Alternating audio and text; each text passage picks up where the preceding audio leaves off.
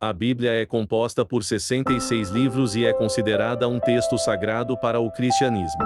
Dentre esses livros, é difícil determinar qual é o mais importante, pois cada um desempenha um papel significativo na história e na teologia cristã. No entanto, posso fornecer um resumo do livro de Gênesis, que é frequentemente considerado um dos mais fundamentais e influentes da Bíblia. Gênesis é o primeiro livro da Bíblia e é atribuído tradicionalmente a Moisés. Ele narra a história da criação do mundo por Deus, a criação do homem e a origem do pecado que levou à queda da humanidade.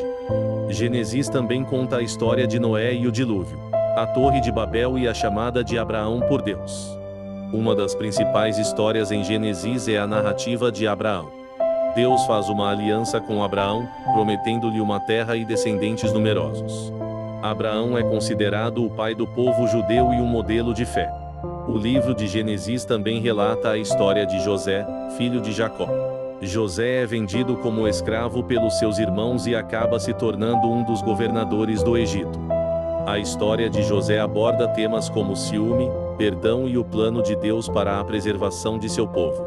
Gênesis estabelece muitos temas e conceitos que são desenvolvidos ao longo de toda a Bíblia, como a criação, o pecado, a redenção e a promessa de uma aliança entre Deus e a humanidade.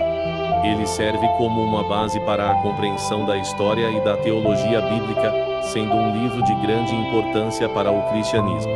Certamente, vou expandir um pouco mais sobre o livro de Gênesis. Gênesis é dividido em duas partes principais. A primeira parte abrange os primeiros 11 capítulos e é conhecida como pré-história ou história antiga. Nessa seção, encontramos histórias como a criação do mundo em 6 dias, a história de Adão e Eva no Jardim do Éden, a queda da humanidade devido ao pecado original, a história de Caim e Abel, o dilúvio global e a Torre de Babel. Essas histórias fornecem a base para entender a condição humana e a relação entre Deus e a humanidade.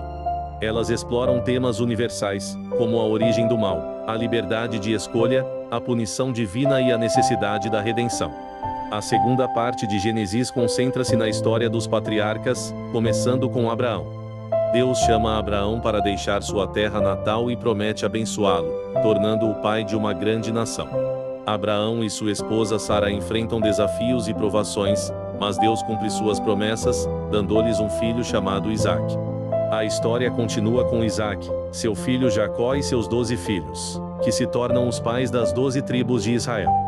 Jacó é conhecido por sua luta com Deus e sua mudança de nome para Israel, que se torna o nome da nação. Uma parte significativa do livro de Gênesis é dedicada à história de José, um dos filhos de Jacó. José é vendido como escravo pelos seus irmãos, mas Deus o eleva ao cargo de governador do Egito. Através das circunstâncias da vida de José, vemos temas como ciúme, perdão, providência divina e o propósito de Deus sendo cumprido mesmo em meio às adversidades. Gênesis é um livro fundamental, pois estabelece a base para muitos temas e conceitos teológicos que são desenvolvidos ao longo da Bíblia. Ele estabelece a crença na criação divina, a realidade do pecado e a necessidade de redenção. Além disso, Gênesis estabelece uma linha genealógica que leva ao surgimento do povo judeu e prepara o palco para o restante da história bíblica, incluindo a libertação de Israel do Egito e a vinda de Jesus Cristo, o Messias prometido.